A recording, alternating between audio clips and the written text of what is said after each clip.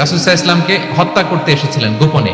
সুমামা ইবনে উসাল রাদিয়াল্লাহু তাআলা আনহু, উনি ইয়ামামার অধিপতি, কিন্তু দুর্ভাগ্যক্রমে হত্যা করতে এসে সে ধরা পড়ে গেছে সাহাবীদের হাতে, হত্যা করতে পারে নাই সুমামা ইবনে উসাল।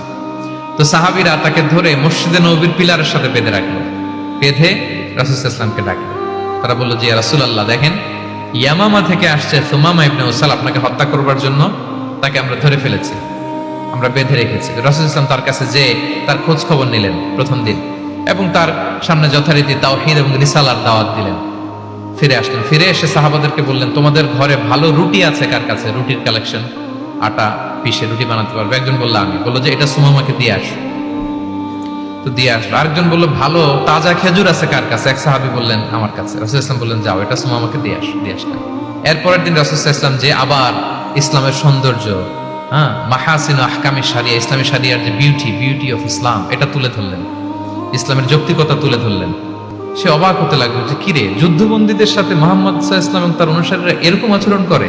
সে তো যুদ্ধবন্দী, এত সুন্দর আচরণ।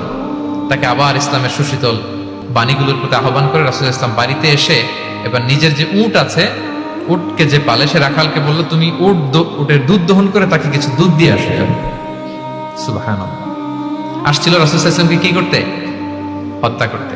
তো তাকে ওটের গরম দুধ দিয়ে আসা হলো, সে পেট ভরে খেলো। তৃতীয় দিন এবার রাসূল সাল্লাল্লাহু আলাইহি ওয়াসাল্লাম যে ইসলামের যে ভবিষ্যৎ, ইসলাম মানলে যে জান্নাতে থাকা যাবে, এগুলো সব বললেন, এবং তাকে আরো অনেক মেহমানদারি করলেন, আপ্যায়ন করলেন। 3 দিন যখন রাসূল সাল্লাল্লাহু আলাইহি ওয়াসাল্লাম ইসলামকে তার সামনে এভাবে প্রেজেন্ট করলেন, আপ্যায়ন করলেন, ভালো আচরণ দেখালেন, সে অবাক হয়ে গেল। আল্লাহ তাআলা তার হৃদয়টাকে নূর দিয়ে আলোকিত করে দিলেন। 3 দিন পর রাসূল সাল্লাল্লাহু আলাইহি ওয়াসাল্লাম সাহাবীদেরকে ডেকে বললেন, যাও সুমামা ইবনে উসালের হাত পা গুলো যে রশি দিয়ে বেঁধে রেখেছো ছেড়ে দাও, রশিগুলো খুলে দাও। সাহাবারা বলেন কি ইয়া রাসূলুল্লাহ, সে তো খুনি, সে সুযোগ পেলেই তো অ্যাসাসিনেট করতো, তার হাতের রশি খুলে দিতে আপনাকে মেরে ফেলবে। আল্লাহ রাসূল সাল্লাল্লাহু আলাইহি ওয়াসাল্লাম বললেন, না, আমি যা জানি তোমরা সেটা জানো না, যেটা বলেছি তাই করো। মসজিদে নববীর পিলারের সাথে তাকে যে বেঁধে রেখেছো, রশি খুলে দাও, হাত পা খুলে দাও। আল্লাহর হাবিব সাল্লাল্লাহু আলাইহি ওয়াসাল্লামের নির্দেশ মোতাবেক সাহাবারা ওনার হাত খুলে দিলেন, পা খুলে দিলেন। সুমামা ইবনে উসাল কারোর সাথে কথা না বলে, তার বাড়ি তো ইয়ামামা, সেখানেও ফিরে গেলেন না, অন্য কোনো শহরেও গেলেন না। তিনি মদিনা থেকে অনতি দূরে একটা খেজুরের বাগান আছে, ওখানে কুয়া আছে, উনি যে ওই কুয়ার পানি দিয়ে গোসল করলেন। গোসল করে পবিত্র হয়ে মসজিদে নববীতে রাসূল সাল্লাল্লাহু আলাইহি ওয়াসাল্লামের কাছে ফিরে আসলেন, আর এসেই ঘোষণা দিলেন, আশহাদু আল্লা ইলাহা ইল্লাল্লাহ ওয়া আশহাদু আন্না মুহাম্মাদার রাসূলুল্লাহ। সুবহানাল্লাহ, সুবহানাল্লাহ। তিনি বললেন যে আমি সাক্ষ্য দিচ্ছি আল্লাহ ছাড়া কোনো ইলাহ নেই, আরো সাক্ষ্য দিচ্ছি যে মুহাম্মদ আপনি আল্লাহর প্রেরিত বান্দা এবং রাসূল। সুবহানাল্লাহ পড়বেন না সবাই?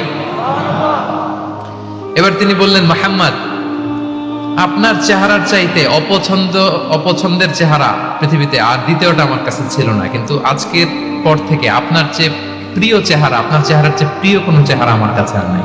ইসলামের চেয়ে অপছন্দনীয় ধর্ম আমার কাছে আর ছিল না, কিন্তু আজ থেকে ইসলামের চেয়ে পছন্দনীয় কোনো ধর্ম আমার কাছে নাই।